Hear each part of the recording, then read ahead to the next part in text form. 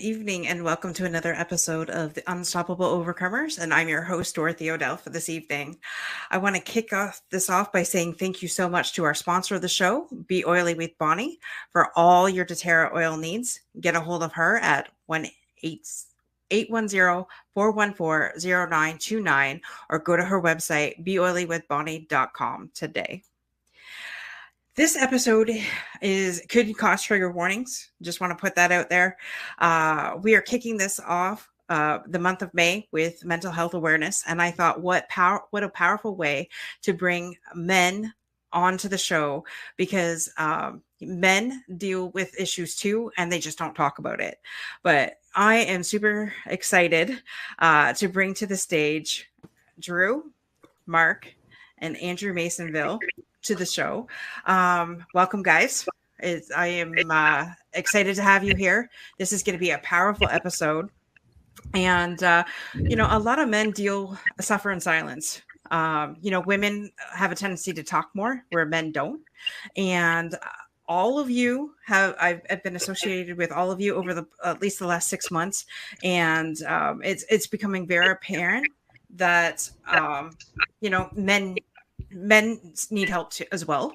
And that's why I brought you men here together. So, Drew, if you could start us off by sharing a little bit about your story, who you are, and we'll go from there. Absolutely.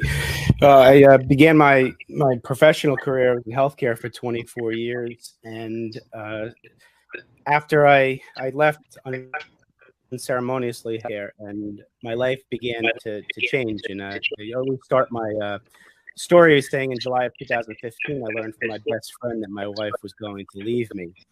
We went through 3 years of mediation to keep the kids out of the court system. And in April 2018, my divorce was final.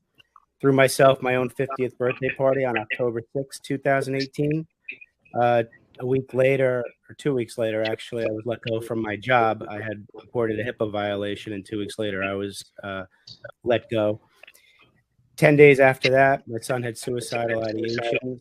I was with him for 40 days straight until we found him some help. And then Christmas Eve in 2018, my father passed away.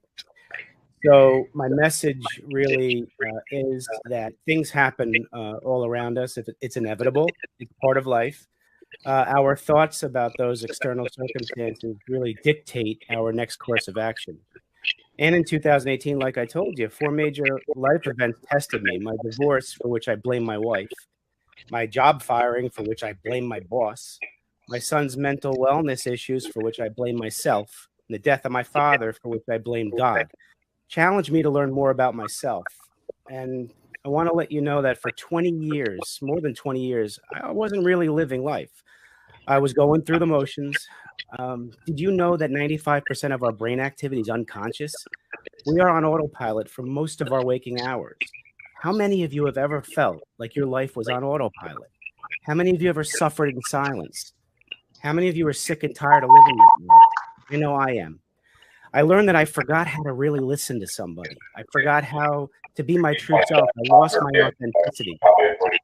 Empathy abandoned me. I lost my self-identity. I knew I had to do something or else I was going to give up on life. I began telling my story to anybody who would listen. It was cathartic. It helped me heal. I no longer felt alone. I found clarity of purpose in my life. Things I once saw as barriers became opportunities. I took action. I changed many things in my life, and I'll share 3 of them with you here. First, I replaced regret with forgiveness, so I no longer lived in the past. Second, I replaced fear with desire and faith, so I no longer worried about the future. And finally, I replaced my victim mindset with gratitude, so I'd be anchored in the present moment. And I'm still a work in progress. Are you ready to learn more later so you can begin writing your own story instead of having others write it for you? Are you ready to begin now? Choose wisely, because there's no better gift than the present. What I do now, I'm a chief resilience officer with Profit Compassion. I empower men to be a better version of themselves. Encouraging men to shift their mindset by sharing their story empowers them to improve self-awareness and begin to practice self-care, all to boost self-confidence. This is important because isolation and conformity kill desire and faith. I'm known as the men's real catalyst speaker. I'm a mindset mentor, and I host 2 compelling podcasts, and I have a book coming out called I'll Have What She's Having, Memoir of a Reformed People Pleaser. Thank you so much. Thank you, Drew, for sharing your story. And sorry, guys, Mark had to leave. Mark is a fireman out in Lakeland, or around the Lakeland area, Florida, Lakeland, Florida area. And he's actually at work. And I thought, great if he could join us, because part of what he's going through, his department has lost 6 guys recently within their department due to suicide. So I know that his story is powerful, but he is at work. And if he can come back, great. If not, well, as you heard the beep, beep, beep, that was them getting a call. So I just messaged him, and if he can come back, great. But if not, we totally understand. But I plan on having Mark back at some point, because I mean, to lose 6 guys to suicide in a short period of time, not only, you know, is that hard on the department, it's hard on the families. And when you're a first responder, you know, they all work together as a family. So those 6 families' lives were affected, on top of you know, being in the firehouse as well. So if he can come back, great. If not, then we're definitely going to have him come back. But Andrew, super excited to have you on. Andrew is actually local. So I'm excited to have a local local person as well. So Andrew, tell us a little bit about your story. Well, I mentioned earlier that I was a lifestyle coach, but I wasn't always a lifestyle coach. I was a broken person, just trying to find my way for a long time. And, you know, I don't have much time to tell you my life story, but I'll get right into the part that I believe really changed me. We were having twin boys, and we ended up losing one of them. Tragically, they blamed us for the death of my son. And so we lost our kids. We lost everything. I wasn't able to keep the house anymore. So in the end, they convinced the mother to, if she ever wanted a chance to get the kids back, that she had to leave or separate from me. So because they just wanted, like, I had some issues back in the day when I was younger. So they profiled me and decided to go that route. So, you know, think of yourself as a man. You have a family, you have a home, and now you have nothing. And I lost my dignity. I lost everything. And now I find myself in a student room. No kids, no house, no woman. And I'm wondering, you know, is this it? And I remember I was partying. I turned to drinking. I turned to drugs. And the only thing I lived for was to party and get away and just try to escape my pain. But every time I had to face myself again by myself, I didn't want to live. So suicide was looming over me every day. Depression was through the roof. Ended up turning to the medical system for a while. Those meds made me a lot worse, pushed me closer to suicide. And, you know, we had to go through court for those 2 years, and only to, you know, get cleared by the coroner finally after 2 years. So, you know, we knew we didn't do anything, but they still put us through the ringer. And so by the end of it, we come on the other side, we get our kids back. But I don't know if you know this, but when you go through something like that, your family never recovers. So we got the kids back, my daughter, my son, my remaining son. But, you know, we were robbed of our opportunity to grieve for my son, Jaden.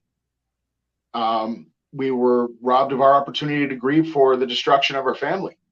And so when we came back, it was a rushed process, and we fought, we argued, we couldn't get along. And ultimately, we had to make the decision to leave each other. And, you know, it's not about me or her being toxic. It's about what happened and the toxicity it created. So that put me on a path by myself for a while. And, you know, I started doing videos in 2017. The videos made me feel better, but I didn't realize I was starting to impact other people. So once someone showed up on my doorstep and gave me a hug and told me, you know, you're really helping me change my life. Thank you so much. And they were crying. That made me responsible. And I had to make a decision right then and there, stop or go all the way. So I did go all the way. And I realized that while I'm healing other people, I'm also healing myself. Just right now saying this, I'm healing and I feel it. And I'm not afraid to get vulnerable. I'm not afraid to cry on air or in person. But you know, life is really tough. I was going to check out, guys, and I decided to fight. And I started incorporating health and fitness. For a while, I didn't and slipped and got really big, and I was 334 pounds. But I fought. I got it off, and now I'm in the best shape of my life, thanks to Jermaine, of course. And you know, where I'm at now, sky's the limit. And now I'm in a world where I can help teens. I can influence them to steer off on the right path and not make the mistakes that I made when I was younger. And I realized that, you know, I may have been abusive verbally and physically at one time towards women, towards men, towards anybody, not kids, of course.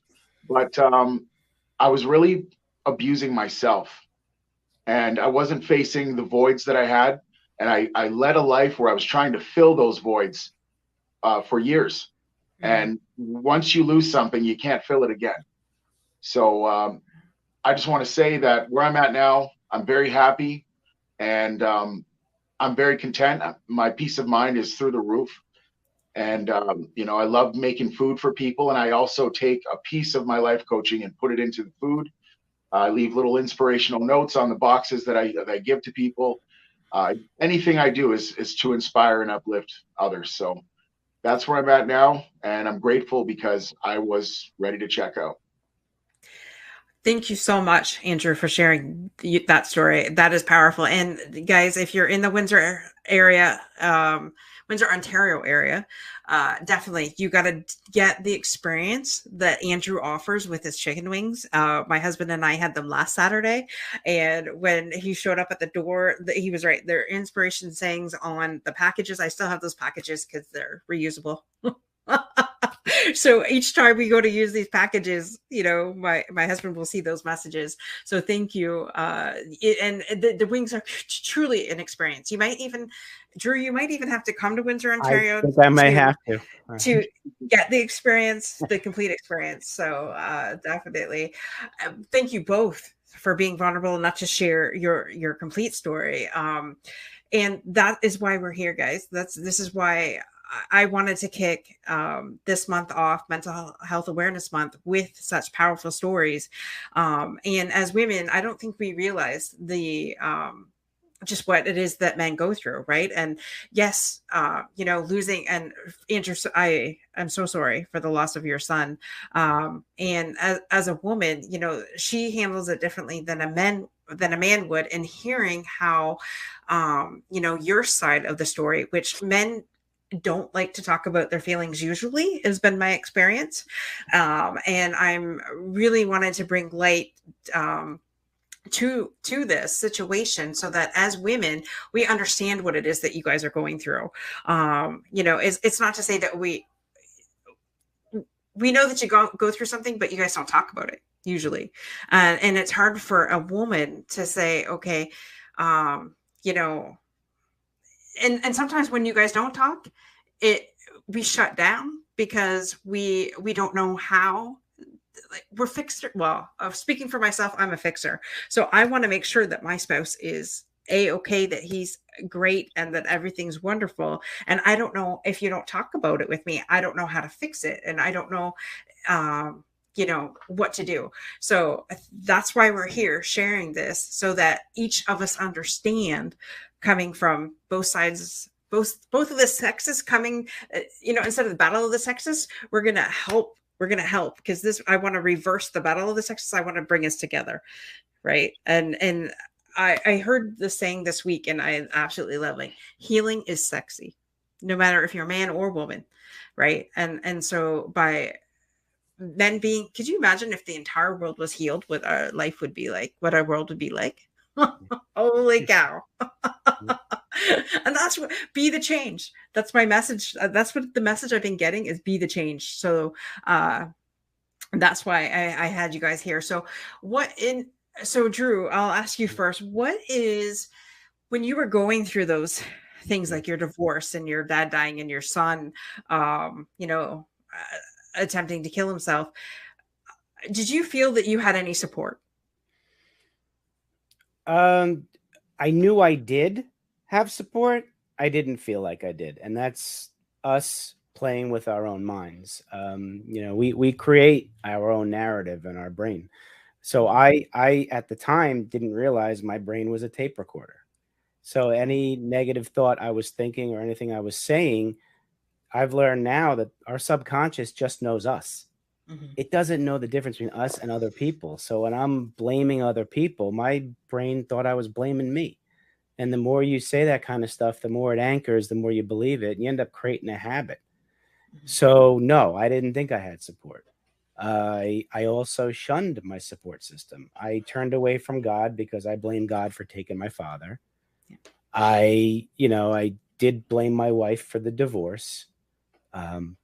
It takes 100% effort on both sides in a marriage. So I now know I played a major part in, that. No, I really thought I was on an island all by myself. Right. Okay. And Jermaine is just popped up, so I just want to bring Jermaine into this conversation. So we are recording. Jermaine, I know, has been on our show on episode 99, but his story is so impactful, and we're here today to talk about. We're starting off May with Mental Health Awareness Month. And I thought, what a great way to, like I said, if you're just joining us for the first time, what a great way to bring men into this equation, because men generally don't talk. So Jermaine, if you could share your story, because I know your story is powerful too. And, what it is that you've gone through and the mental, what it's taken emotionally and mentally for you to get to where you're at. So if you could briefly share your story. Well, at first, I'm going to take you back to my childhood. And I was 18 years old, and I received a phone call from one of my sister's friends. And she said that they couldn't find her. So right away, I was like, what do you mean you can't find her? So eventually we found out that my sister went to the, she went swimming with them, and she ended up drowning. So that was a big hit on me at 18 years old. And then following year as well, my father had passed away suddenly too. So within a 2-year span, my life was turned upside down. And I tried to think about ways to overcome it, to just feel better about myself. And and at that point in time, this was 20 something years ago. Like counseling and all of that was done but unheard of, especially with our community.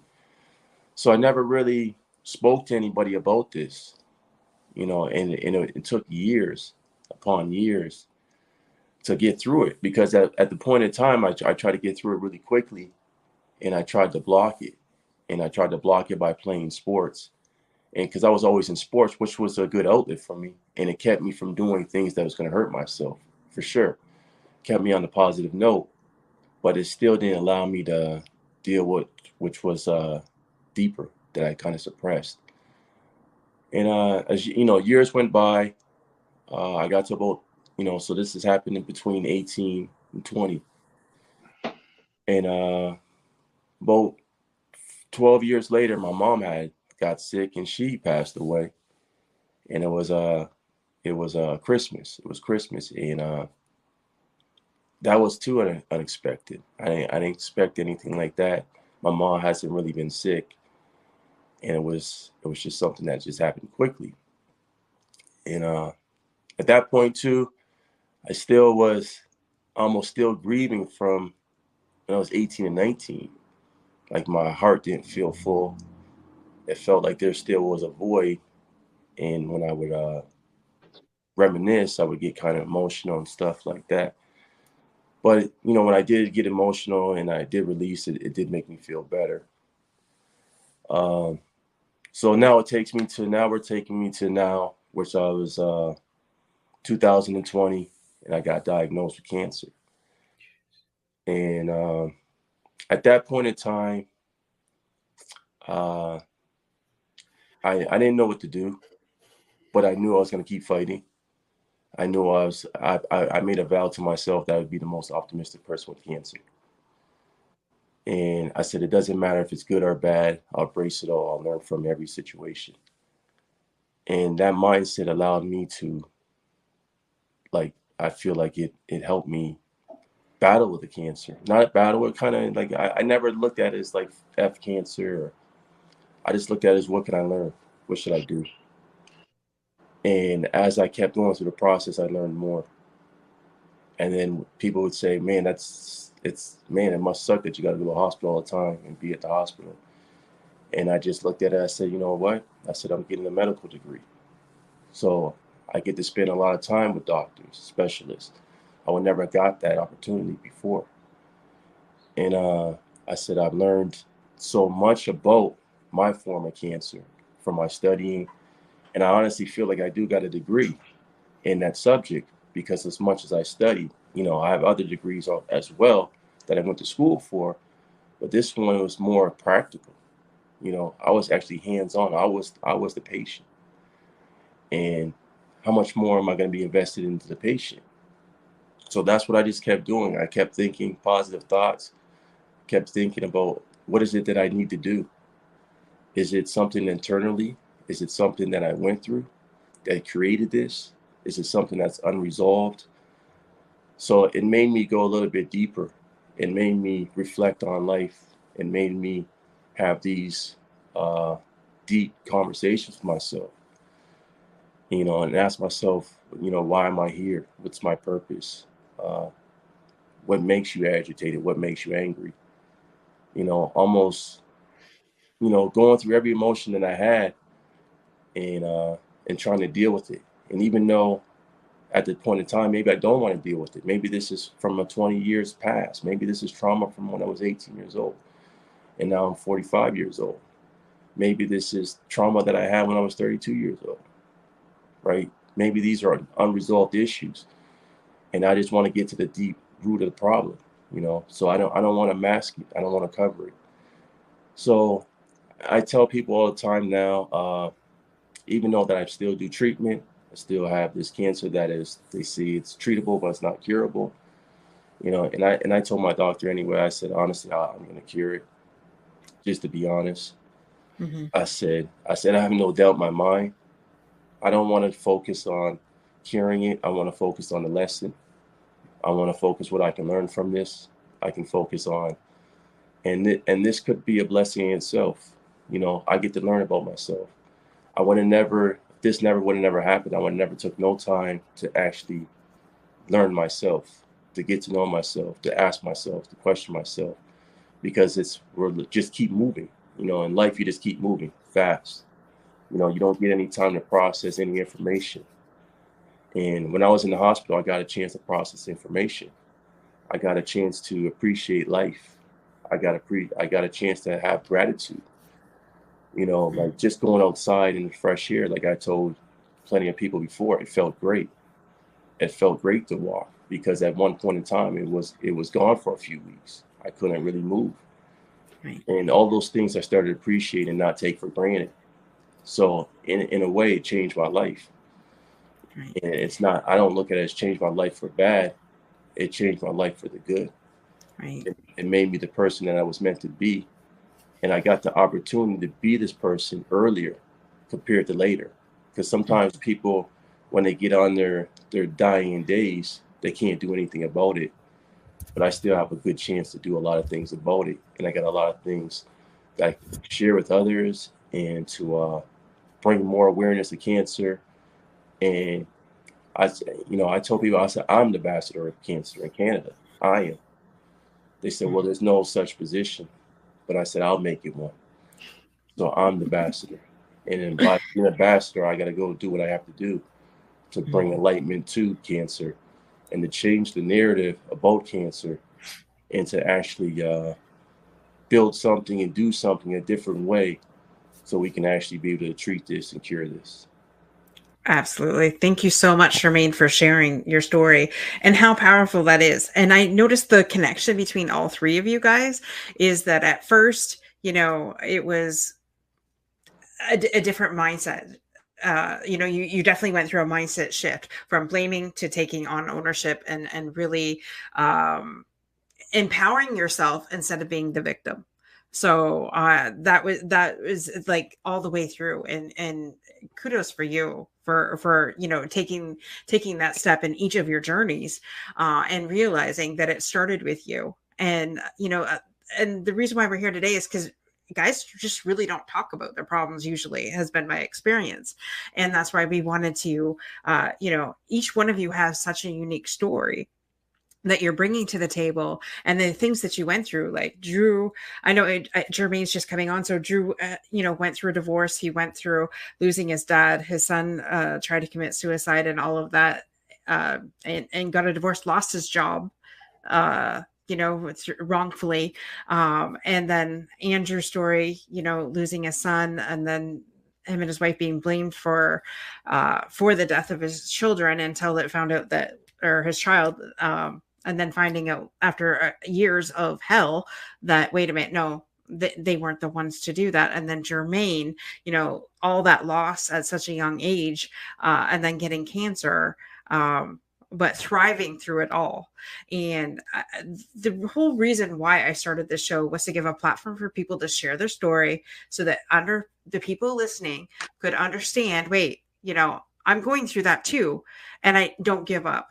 That there's always somebody that is going through something, but don't make a huge decision in the moment to end it because you think it's too hard.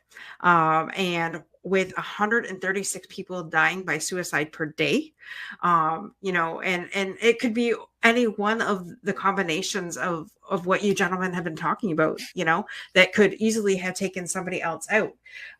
But you guys all decided, no, I'm staying, I'm fighting, and for what I believe in, and fighting for others. And that's why we're here today.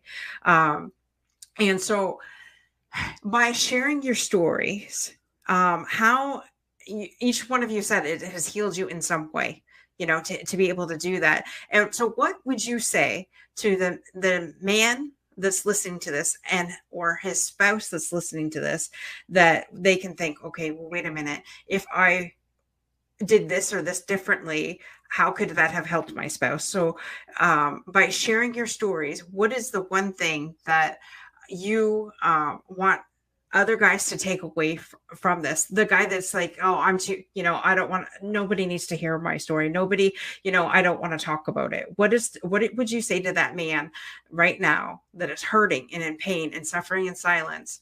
What would you say to that one man right now? Drew, we'll start with you.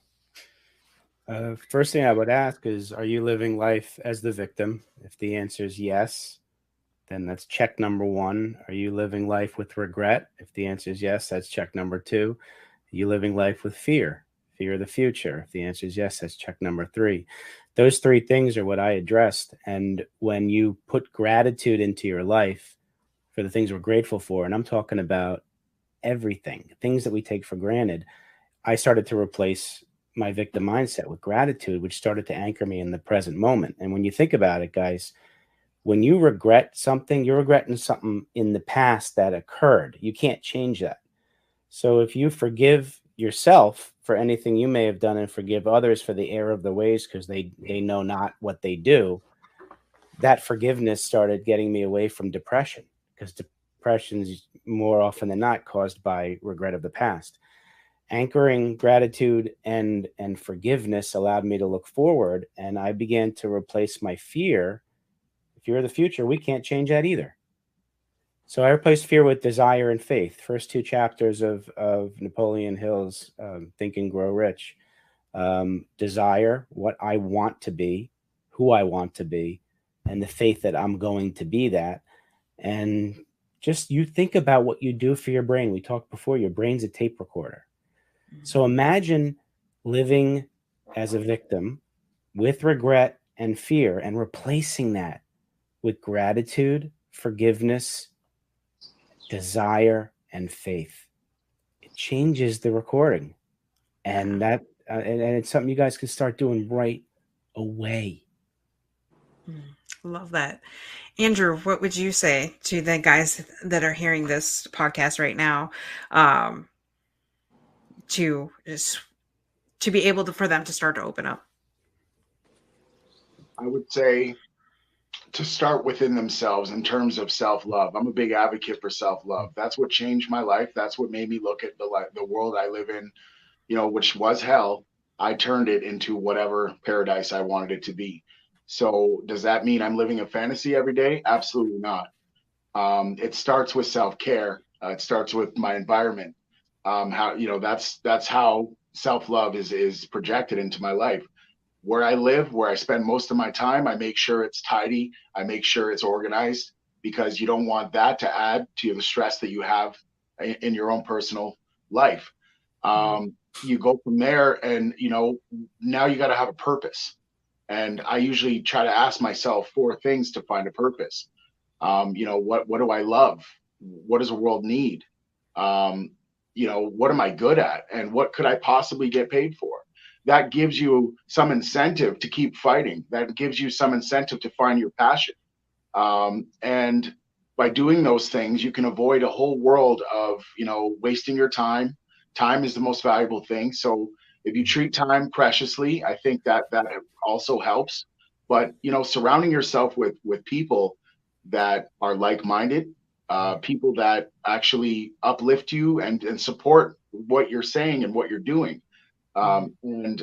Some people, they enter your life, and the whole time you thought that they were supposed to remain there and that they were a support system, but it turns out that they had their claws in you and that they were holding you back, and they were dragging you into their world and veering you off of the path you were supposed to be on. So if you have self-love, you have foundation to ground yourself and make yourself stable so that nobody can do that to you.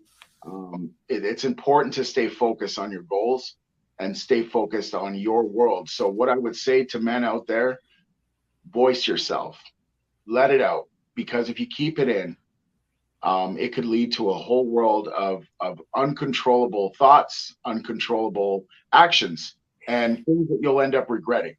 So by letting it out, which I call steam valving, you create a healthy environment for yourself, healthy mind frame, and you're able to fight for another day, every single day. I love that. And Jermaine, what would you tell the guys out there that are listening to this podcast right now? What was the question again? If for the men that are listening to the podcast right now that are in the situations where you guys were, where they're ready to give up, they don't talk about their feelings, they're bottled up and just waiting, like basically like a ticking time bomb ready to go off, what would you say to that gentleman right now that he could use to change that situation to get him over to the other side? First things first, Drew spoke about self-love, right? You got to know why you're doing something. And self-love is, I'm going to tell them and say, you know what? You got this stuff bottled up in you. And if you love yourself, you're going to have to release. When we run, when we work out, we release sweat. You got to continuously release. So crying, emotional release, it's going to relieve the pressure. And I'm going to tell them, you want to be more like water, more like water, not so acidity. Because you have a pop, you shake the pop, you keep the lid on. As you're shaking it, when you open it, it explodes. You're like water. You're calm. Sometimes you can crash. Sometimes you can be soft. So you shake the bottle. When you put down the bottle, it's still cool. So think about those things in you. So if we're taking in acid, which is poison, toxic, whatever it is, and you're taking it in this bottle and you're never releasing it, you're eventually going to explode. And not only you're going to explode, and when you explode, you're going to, all the pain and all the sore, whatever that you had, it's going to now bleed onto others. It's going to go to others. So you're going to end up hurting the people that you actually do care about. You know, people care about you. And I would say to them and say, if you think this is your last day, just give me one more day. Can you fight one more day? Can you get to tomorrow? And if he says yes, and then when we get to that day, say, can we get one more? And if he says yes again, and then we'll keep doing that. And next you know, 2 weeks have passed, 3 weeks have passed, 1 month has passed. Can you get to another day? Because all we want to do is live to fight another day.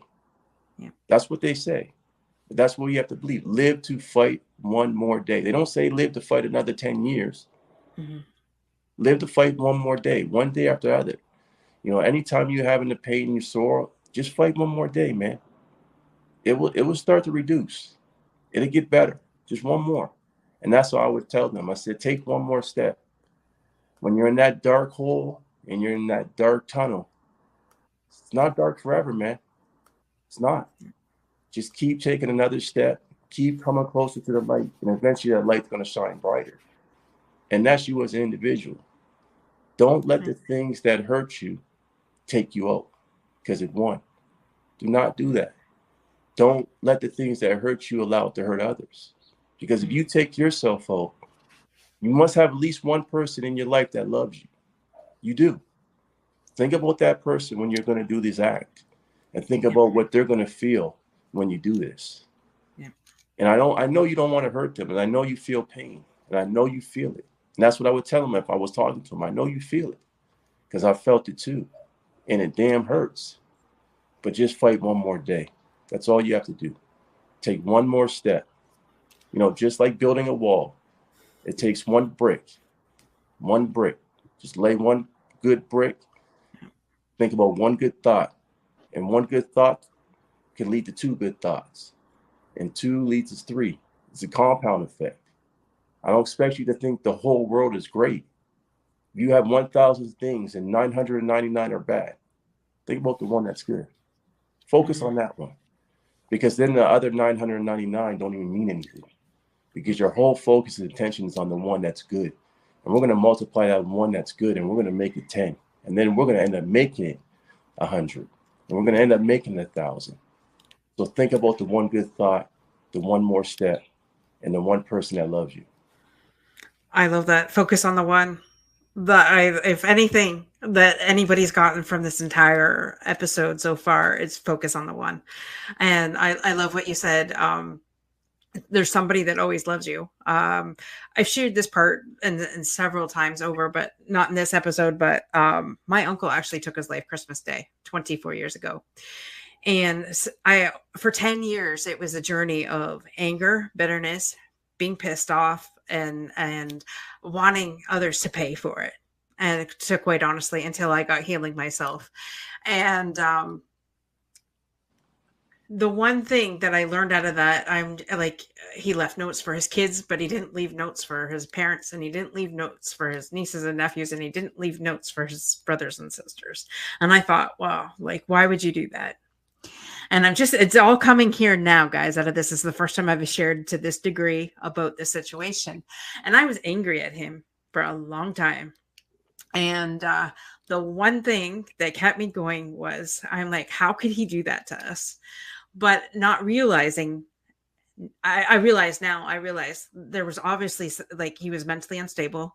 There was things in his life that he couldn't control. And there was things that he had done in his past that haunted him. Is what I've come to realize. And not knowing that at that time, and I was in my 20s at that time, so I was still young. And but what I realized was, like, wow, to be in his situation where he thought that was the only solution kind of devastated me, to think, like, wow, like we had such a big family at that time. Like, why couldn't he have just reached out to one of us, right? And because he come from a family of there was 5 kids in the family. I call the Fab Five. I don't know why I had to think about that now, but they were I called them the Fab Five. So, and my dad was the oldest. And so I'm thinking, like, why couldn't he just reach out to us? But to think that he was in that moment, that low, really affected me now that I've been on this healing journey myself, and thinking, okay, I never want somebody to feel like that ever. And in the moments, and I'm not going to tell you that life has not been full of those moments for me where I thought, hey, crashing my car into a tree would be a hell of a lot easier. And I don't have to deal with this shit. I don't deal with the pain. I don't have to deal with, all the crap that before and after. But what kept me, it was my nephews. And thank God my brother, at that time we were like, why did he do this? But he got, at a young age, he became a father. And those nephews is what's gotten me from point A to point B, because I helped raise the oldest one. The mom took off at a very young age. And so my brother got custody, and then he ended up getting married to somebody, and we won't talk about that. But anyways, I took the kids to go get their pictures taken, and I kept those pictures as a reminder. Every time I felt like giving up, I would either mentally think of that picture, or I still have the picture around here. It's in a drawer. But I would take that picture out and think, I will never let life take me to such a degree that I would end it, because what message was that leaving for these kids? And today, when I'm not saying I'm perfect. There's still days that I was just like, okay, I wish I was on a beach somewhere, or life would be a little bit easier if, but I never give up, because I remind myself still 20 years later of those pictures. Right. So whatever you got to do, like Jermaine said, whatever you got to do, take that next step, the one step that's going to lead you to the next step. And as women, we have support groups that we tie heavily into. And so I know Drew has started a men's vulnerability group. I don't know the proper name for it, so correct me. You can correct me if I'm wrong. But and I would like every male that is on here, because yes, he's in the United States and 2 of you are from Canada, but that doesn't mean that we can't all connect. The pandemic has done one great thing, and that is connect us all globally. So do you think, number one, besides Drew, are you guys connected to a tribe, and has that helped you? And let's start with that. So we'll start with Andrew. Since I started Drew last time, we'll start with Andrew. Do you think, do you have a tribe, and if so, do you think that has helped you get through sometimes after that you're dealing with now?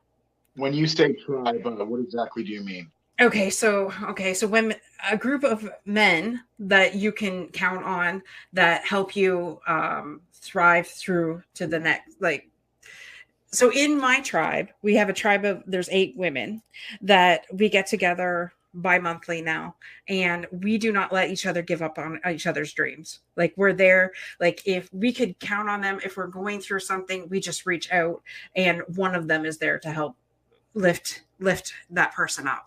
Do you have that in your life? Is the first question, and if so, has that helped you? I would say yes, especially right now, doing these podcasts every night with Jermaine and our other friend Vic. That has been more healing than I thought it would be. I actually thought that I already kind of healed on some of those things that we talk about, but once we do that, it's like more layers. And that's the one thing I noticed. There's always more to heal. It's a nonstop process. And, in terms of men's vulnerability, I'm an advocate for having an ace. I call it an ace. Have this one person in your life. You may not talk. I just spoke on this yesterday with Jermaine. You may not talk often. You may not hang out often, but no matter what you're going through, whenever you pick up that phone, they're going to talk to you, and they're going to give you sound advice. Every one of us needs one of those. So I do have one of those. That's my first cousin. And, a lot of men, a lot of people, but a lot of men specifically are taking their lives because of a lack of encouraging word. And, for us here to have this ability to speak on these things, that creates an environment for these men to come and open up. So my tribe is currently, I believe it's not done growing. I believe it's just getting started. But I know that the process started internally for me.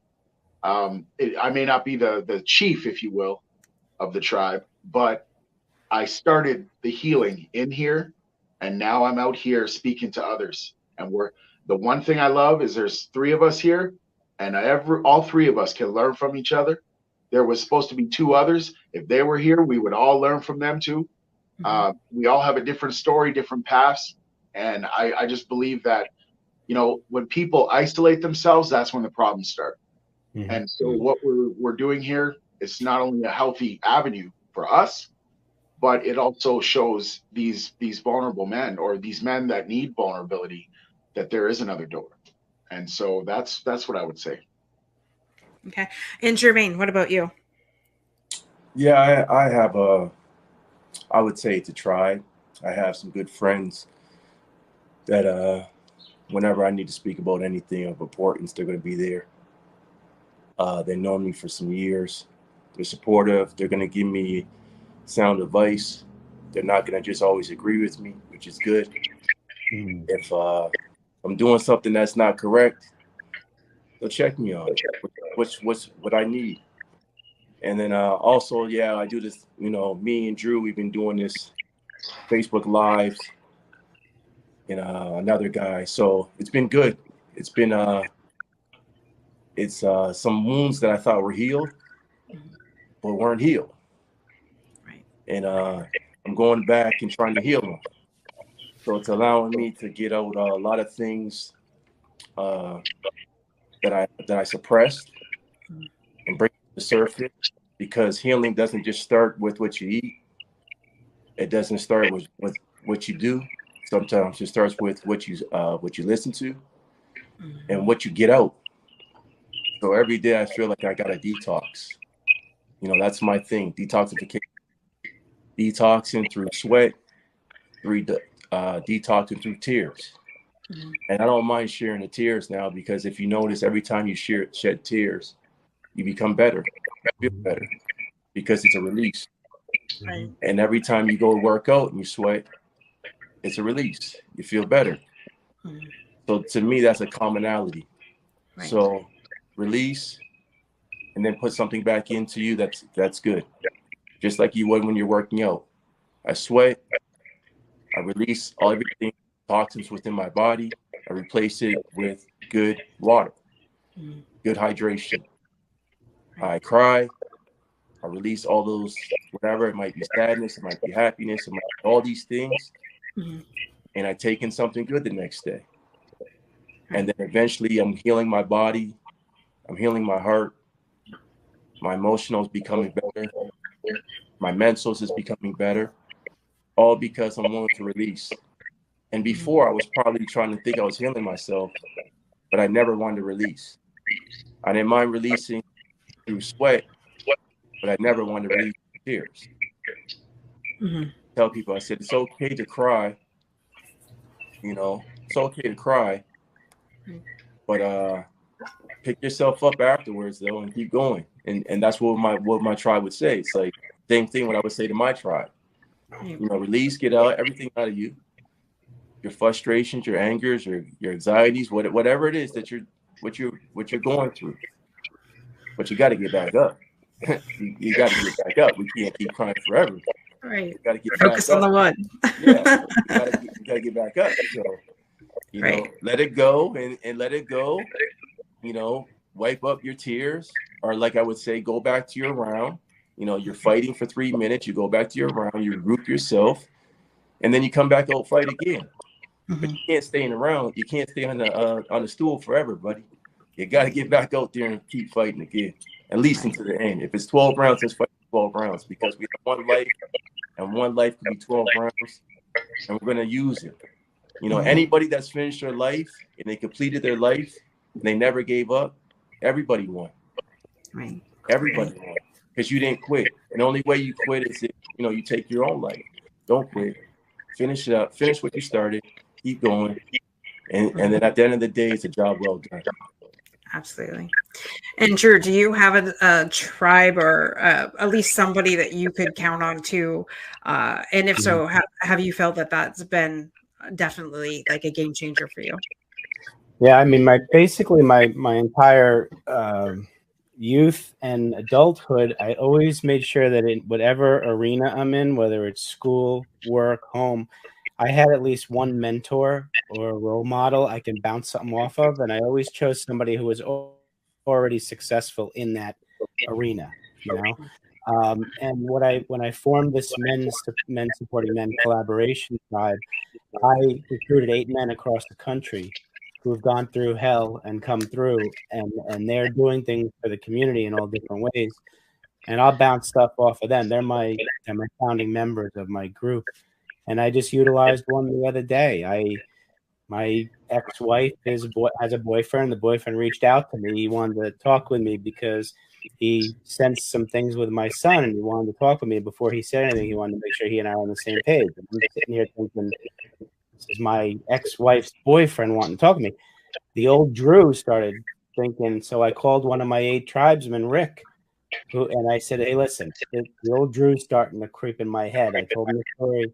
And you know, he said to me, he said, Drew, think about the last 7 years, how much hell they have been because you've been at odds with your ex-wife. Now, this guy, if you say you can't trust him, you're going to convince yourself you can't trust him, and you will create somebody you can't trust. Think about that if you sit and have coffee with him because he wants to help, you know, his girlfriend and help your son. Think about how blissful the next 7 years are going to be. I said, wow. So I said, all right, help me craft an email to him. So I said, hey, you know, thank you, so-and-so. I really appreciate that idea. Let's meet for coffee. And I did. I met with him, and it was unbelievable. And so now I'm healing in a different way. So yeah, there's always, my recommendation with a tribesman is always see what the issue is you want to resolve or talk about, and find somebody who's succeeded in that area. Don't always go to the same person all the time for every issue. Have a tribe, like have multiple tribesmen, and then you have the go-to person depending on what the issue is. That's what I've learned in my late adulthood. I love that. And can I just say one thing to that? As somebody who is the new wife, at the beginning, it was, and I put myself into her position, in her shoes, where there's this woman coming onto the scene, you know, and I truly respect her. She's the mother, but keeping that open communication and saying, listen, I'm not here to take your position. I'm just here to make everybody's life a little bit easier. Let's put it that way, right? Being a support to everybody and making sure that that little guy knows that he's loved, wanted, and appreciated. So good for you and I can see at first it being very uncomfortable. And trust me, it took us 3 years to get to the point where we could talk to each other openly. We now, on my son's birthday, last year was the first time that we all got together on his birthday. We went out for dinner, a family unit, to share with him that, wait, you know, we just don't talk the talk, we walk the walk, and we're here for you. And that's why we're here. We're here for you. So, you know, kudos for you for doing that. And so I know Mark is back. So Mark, thanks for joining us.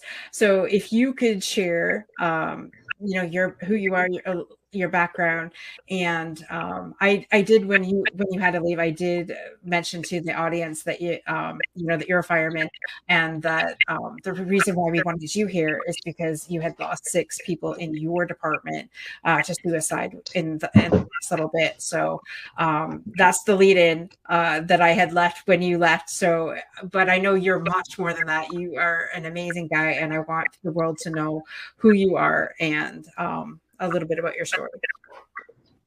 Well, thank you. Hopefully I don't have to go back out again, because it's I'm currently on duty right now. So, you know, a good day for me is a bad day for a lot of other people.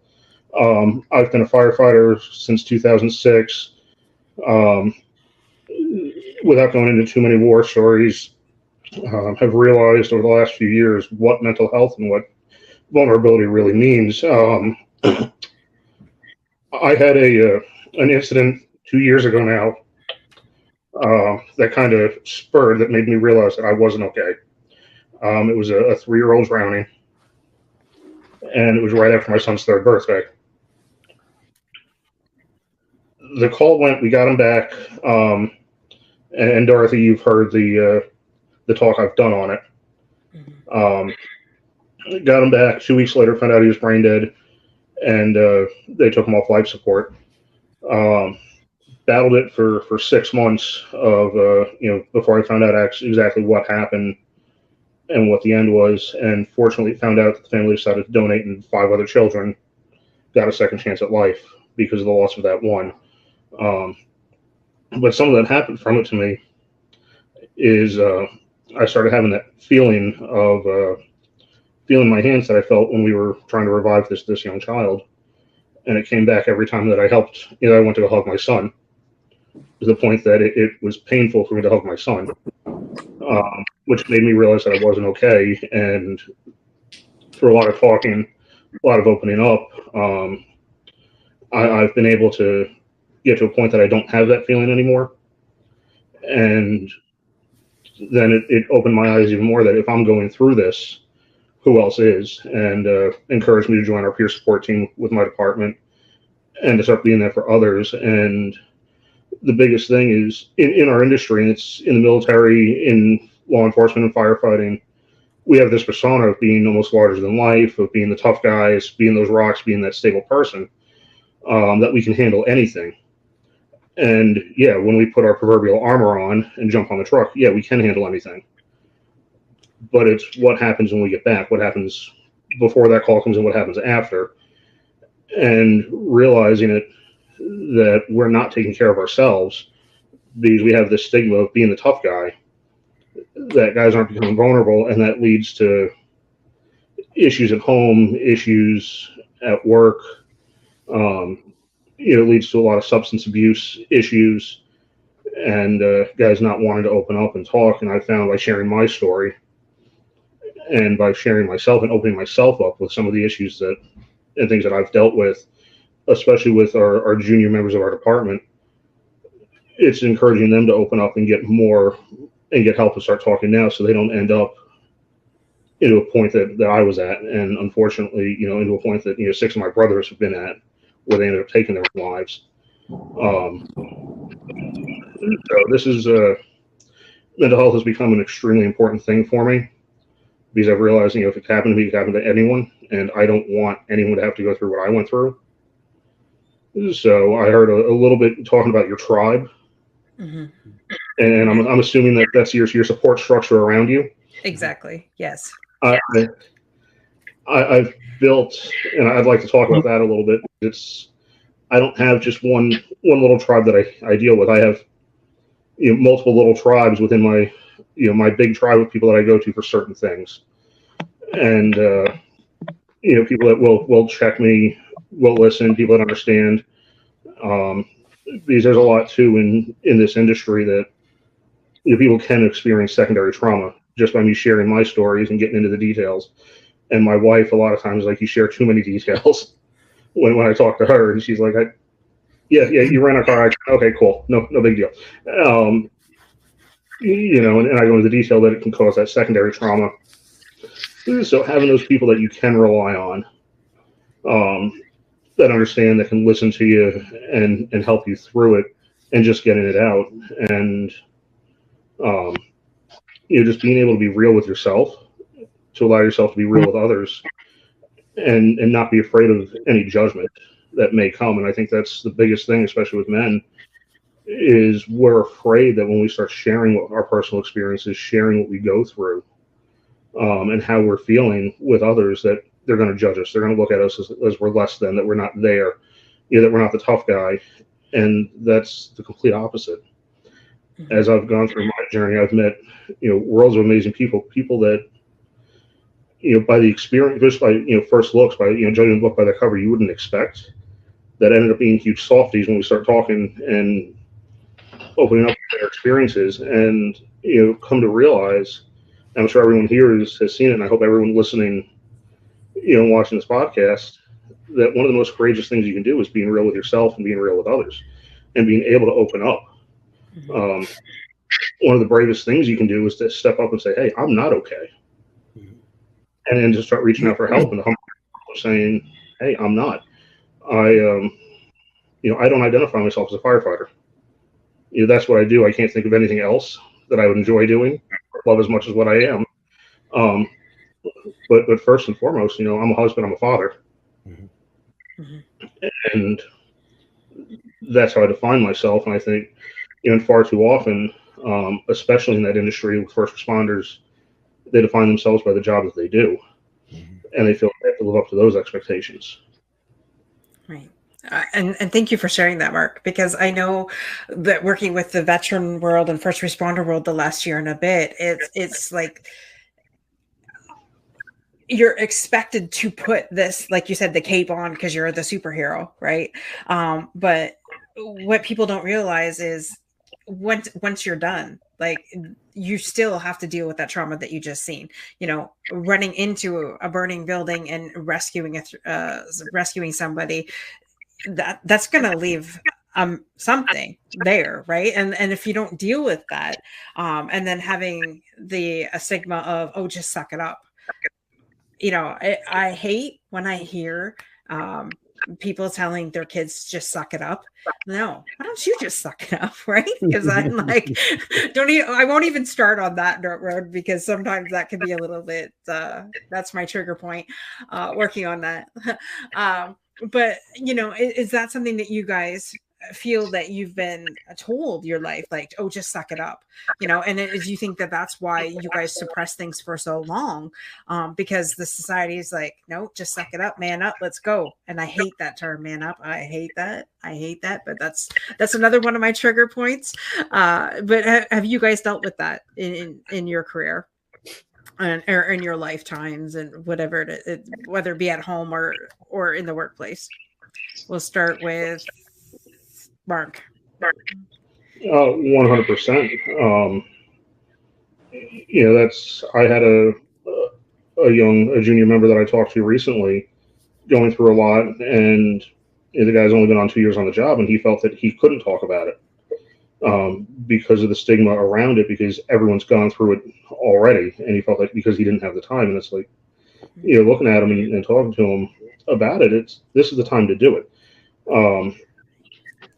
Had I known back early in my career what I know now, I would have started talking to people 12, 13 years ago, and identifying those things. And as I look back at my career, I found triggering incidents every time that my career started to become a little rocky. Everything where it wasn't going as positive as I'd like to be. I found a common thread through the entire thing, through my entire career. Every time it started to get a little rocky, and realizing now that how it affects me, so I can do it. In the fire service, it's kind of interesting, because that old suck it up buttercup and move on is changing, because we're trying to bring more. There's a shift, there's a movement to bring more into the mental health and the mental hygiene and mental well-being, and being able to be vulnerable and take the cape off. That I'm seeing the old guard, the guys with 20 plus years on, that are still in that old mentality of, nope, you can handle it. If you can't handle it, get out. And the young guys, 18, 19, 20-year-olds that are coming in, that, where it's more accepted in that generation to talk about what's going on. And I'm stuck right in between, watching this happen in front of me, which is really interesting, seeing the change. That it is becoming more acceptable to talk about, and we're not getting that. We're breaking down those barriers that, there's a time that you have to suck it up, and there's a time that you don't. For me personally, I take time every shift to go out back behind the firehouse and just look up at the stars, and just sit out back and just, listen to the sounds of the area around me, and disconnect from everything that's going on. Right. And I find that the nights that I don't do that don't go as well as the nights that I do. Just taking that thing and taking that time for myself. Right. I think I answered that appropriately. Can I pick the next one? Andrew. What I was just going to say to that, I love it that the new generation is going to teach the old generation. Not that I'm calling you old, my friend, but I love how you said that, like, the new is going to teach the veterans. So yes, we'll go to it, Drew. What was that? question I asked. Oh my gosh. Suck it up. Yes, that's what it was. Suck it up, buttercup. Have you ever been told that? And if so, you know, did that fuel you or put the fire out? Well, Andrew or Drew? We'll let Andrew go.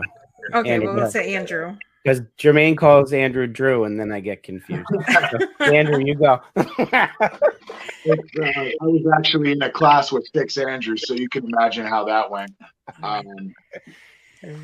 No, nobody's really said that to me. But I mean, if I'm going to try to answer this question, I don't let other people delegate what I should be doing. I'm very self-aware. I know what I need. I know what I don't need. And that mentality is damaging. In a moment that you could have uplifted someone or encouraged them, you could have destroyed them, essentially. So saying stuff like that, I find that to be a little ignorant. But for me, I don't think I can answer because no one's really said that to me. I've never been in a position like that. That's awesome. I definitely heard man up.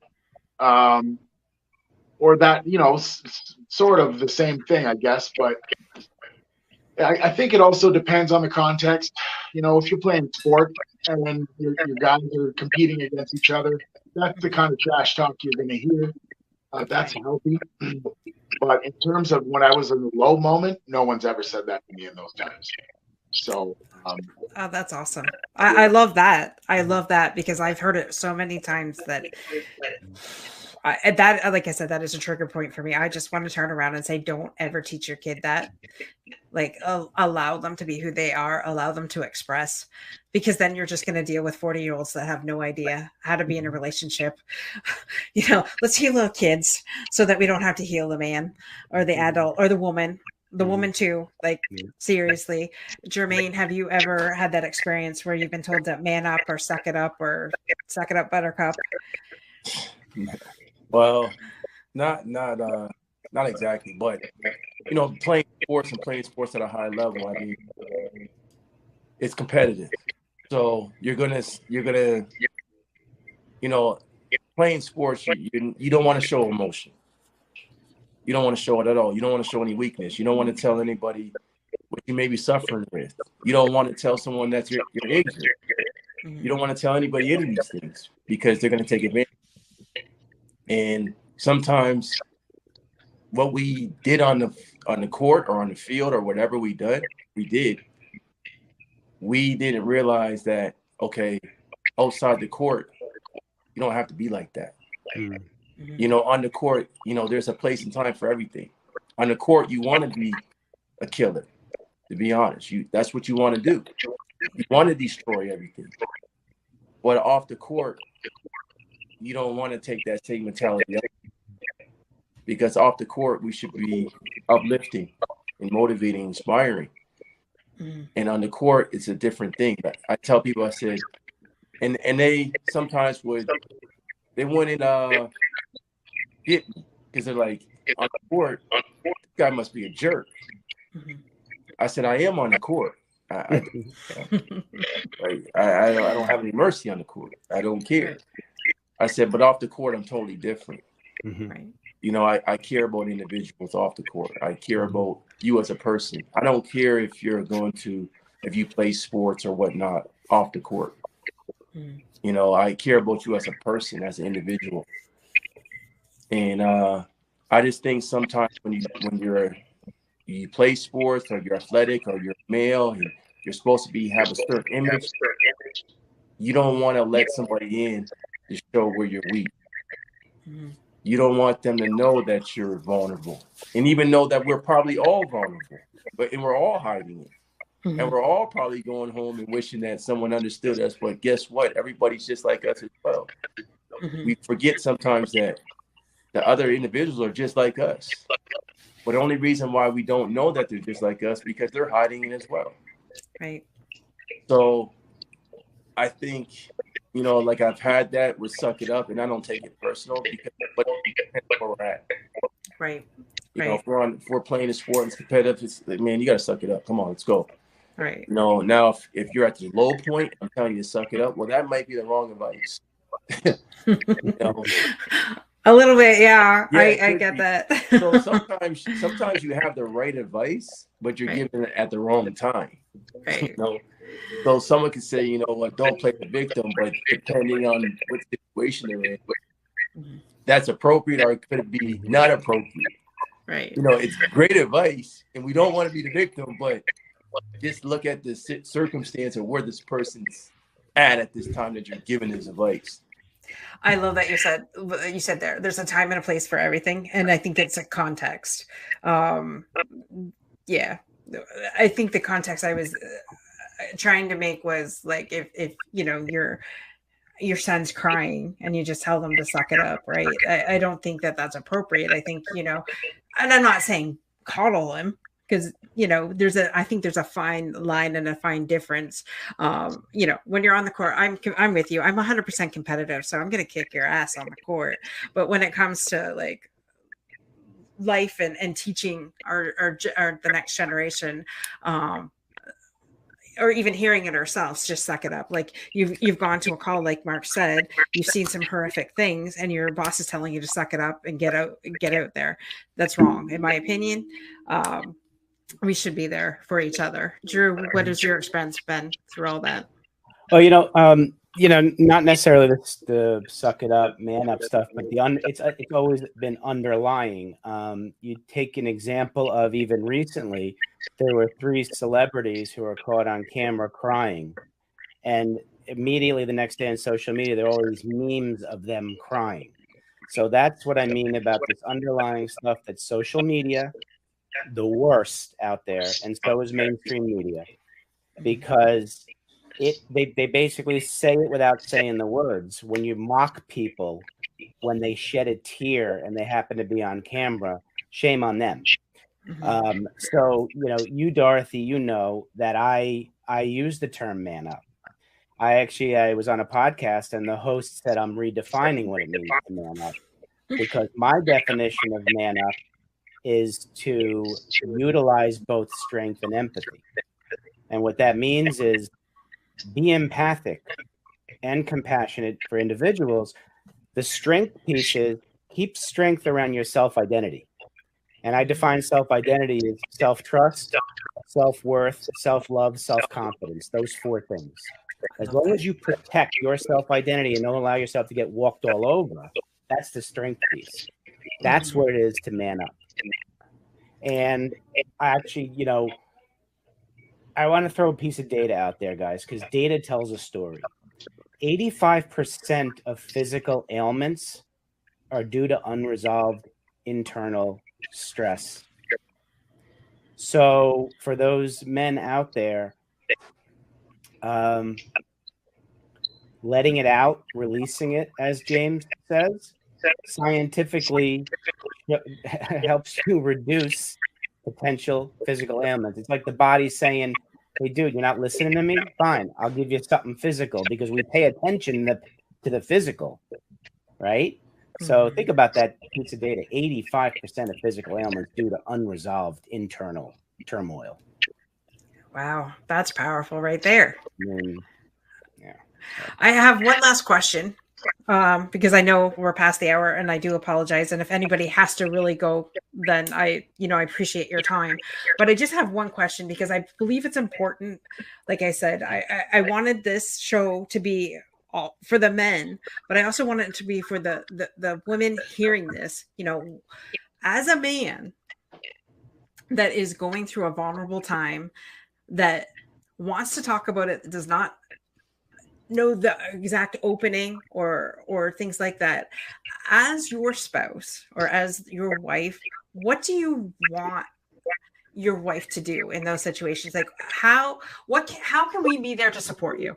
Like, that's the question. How can we support you men to be able to give you the keys to be open and vulnerable with us, so that we can have, I don't say happy wife, happy life. I say happy spouse, happy house. That is my thing. Because if my husband's not happy, I'm not happy. And maybe I'm the only woman out there that feels that. I don't know, but I do know that, and I'm very empathic, so I know what something's going on, and he doesn't tell me, but I know something's going on. What is the best way we can support you? So I'm going to go with Mark first. What is the best way we can support you? Oh, I was hoping you'd come to you last, but that's all right.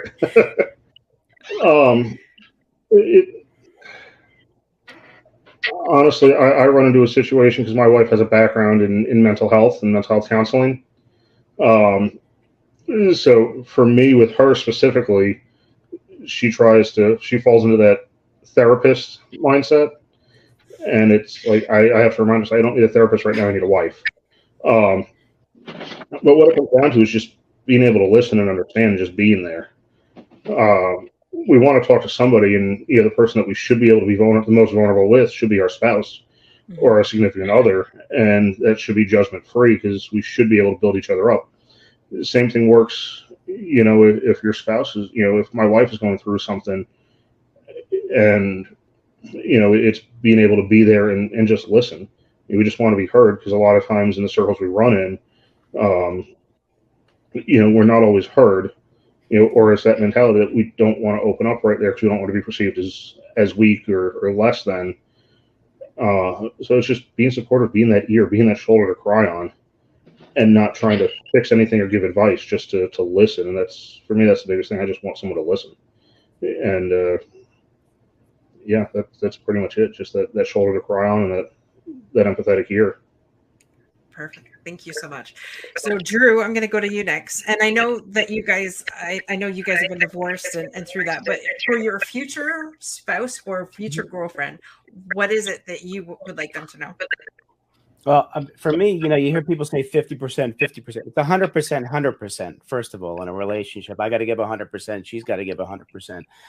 What I educate a lot of people, what I will do for the future girlfriend, future wife, will be the first 3 words in every sentence are the most important 3 words, most important words in this sentence. So, please, without judgment, please just listen.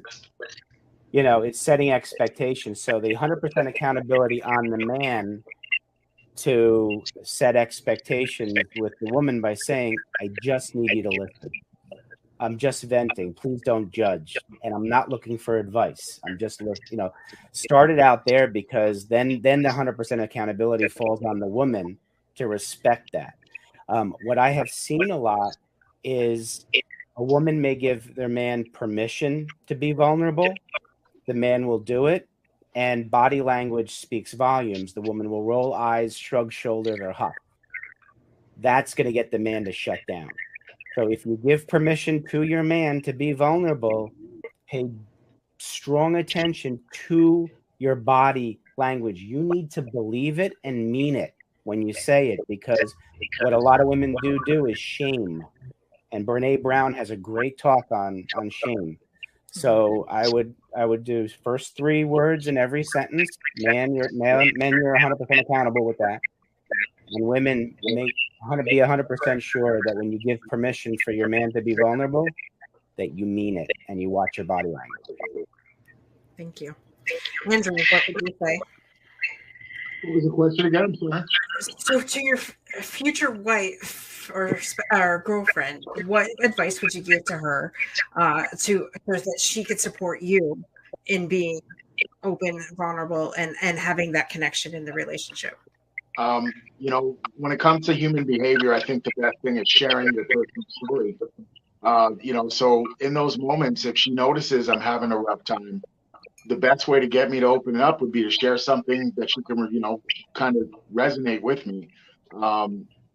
But attentiveness is always something that I agree, or I would say. And, wake up every day and ask yourself, how can I make my partner's life easier today, every single day? And when you wake up with that mentality, it changes your approach. And like Drew was saying, we shut down when you shame us. Well, if you remove that veil, now we can actually see each other for what we are, and we can conversate. And the idea is to create a comfort zone between you two, where you can be vulnerable with compassion and zero judgment, because, you know, compassion is the opposite of judgment. And, you know, you want to make sure that you're encouraging and not deflating. You want to make sure that you're opening your arms and not, you know, turning your back. And I think a lot of people with their, like Drew kind of nailed a couple things by your body language is key. You got to be engaged. You know, look at me and talk to me with a tone that you care, not in a way, you know, that you're dismissive and my problems don't matter. So that's kind of what I would say. I love that. Thank you. And Jermaine, what would you say to your girlfriend or future spouse that you needed in order to be able to be vulnerable and to open up and to be you? See, everything, you know, since I've got diagnosed with cancer, my whole thing is to look within. I look at, okay, if I want to share and I want to make this relationship better, I'm going to be the first person to do it, right? Because I think it takes a lot of strength to show your vulnerability first. Mm-hmm. And I feel like that's what's on me. So as I share my vulnerability, she shares hers, you know, and then the lines become open.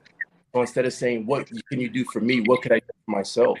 Because sharing to me is almost selfish, right? I got to get this off my chest. You know, whether she's listening or she doesn't, I still feel the sense that I got it off my chest. Mm-hmm.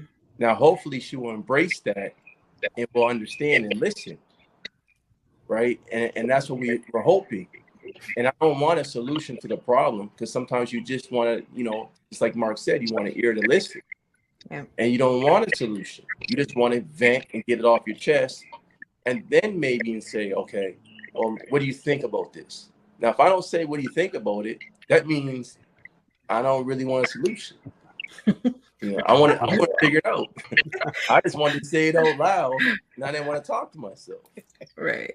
Can I just say thank you guys, because you really have helped me in this, because as somebody who is a fixer and wants to, I don't want to fix him, I want to fix the problem. You really opened my eyes to just allow him to be who he needs to be supportive, be there when he wants to talk, and not making him wrong for anything, making sure that my body language and my tonality and everything is there, and just listen to what he's got to say. You don't have to fix it. No. And that takes the pressure off her too, because as women, well, myself, I know I'm not the typical woman. As myself, you know, we feel the pressure over here that we have to be everything for him too. So we don't, as long as we're open in communication, like Drew said, you know, what our needs are, this is what I need from you right now, just to listen. I think by stating our intention first, that's powerful for both of you. Sure. I got another little piece for you, Dorothy. You'll love this one. The human brain is pretty amazing. So men and women. So physically, the male brain, we can shut off and not be thinking about anything. The female brain cannot shut off, is always about thinking. So when a woman asks a man, what are you thinking? And the man says nothing, he's telling you the truth. You know, and as a woman, that's something I don't understand. Yeah, and women will go back and say, no, really, what are you thinking? So you're making the man make up something that he was thinking, and then you're not authentic. Let him be his authentic self. If we say we're not thinking about anything, we can do that. Thank you, Drew. I have learned that, and I put it into practice, but there's still part of me that thinks, how can that be possible? Yeah. But thank you for saying that. Guys, I just want to thank you so much for being here today, for giving up your Monday night, for being here. And this is a powerful episode. Like the amount of people's lives that are being changed from this episode alone. We'll never know until we get to heaven, you know, what that's going to be like. But thank you so much for sharing your story, for being vulnerable and authentic, for, you know, just sharing from the heart, because I know when we share our story, we help other people. If you would like, especially for the coaches, and anybody, if you wanted to tell us where we can get a hold of you. So if any man wants to, like, if anybody wants to join your group, your men's vulnerability group, Drew, or share where we could reach you, and we'll go from there. So whoever wants to go first. Okay, Drew, go first. My website is Profit Compassion, so PROFIT Compassion COMPASSION.com, or you can email me at drew@profitcompassion.com. Love to have a chat. Okay, Andrew, did you want to give out your information? Yes, my lifestyle coaching contact is Mason Soul Solutions. You can reach me at MAISON Soul SOUL Solutions. I'm on Facebook, Instagram, and I don't have a website as of now, but I will. Awesome. And Jermaine? I'm on Facebook. Just look up Jermaine Jackson. Me and a few guys, we started a little talk, pretty much men's talk, similar to a podcast type thing, where we share a lot of our vulnerabilities, just different tips about how you can improve your oneself. Also, I do a transformation business where I take individuals that are overweight. I try to work on their mental as well as their physical. And that will be on, you can find that information on my Facebook as well. My Instagram is Jermaine, JERMAIN 3 in Jackson. And you can find me on Instagram. So there's a lot of information there, and doing a lot of things as far as men. And even you guys, I would love for you guys to maybe join us to keep this going. Absolutely. And Mark? I don't know if you want to talk about heroes, badges, and warriors. I wasn't sure. What, my favorite subject? Yeah, your favorite subject. I recently started time at Dorothy, working with Heroes, Badges, and Warriors, which focuses on mental health recovery of our veterans and first responders through horses, barbecue, and water, through animal events, food events, and then water-based events, sailing, fishing, kayaking, canoeing, and with more to come. We're in the process of starting up some social events to bring people together to become vulnerable, to break down some of the stigma that we have. You can find our website at ourhbw.life, or email us directly at ourhbwlife@gmail.com. If you want to get involved, want to help out, see what we have going on as we build and grow, and help more people. Awesome. Thank you so much. I just want to give one last shout out to our sponsor of the show, Be Oily with Bonnie, for all your doTERRA oil needs. Get a hold of Bonnie. She is actually certified in the Aromatouch technique. So definitely get a hold of her. Go to www.beoilywithbonnie.com or give her a call or text at 810-414-0929. And again, gentlemen, thank you so much for being here, sharing your stories, opening up so that other men too know that they're not alone. And for us women, we now have a better understanding of what you guys go through, how we can be a support system to you. So again, go like and subscribe to our YouTube channel and continuously to watch this episode and share it with other people, because this episode was extremely powerful. So thank you again, guys, for being here today. Thank you so much. Thanks for having us. Thank you. Thank you. Be unstoppable in all you do, guys. See you same channel, same time.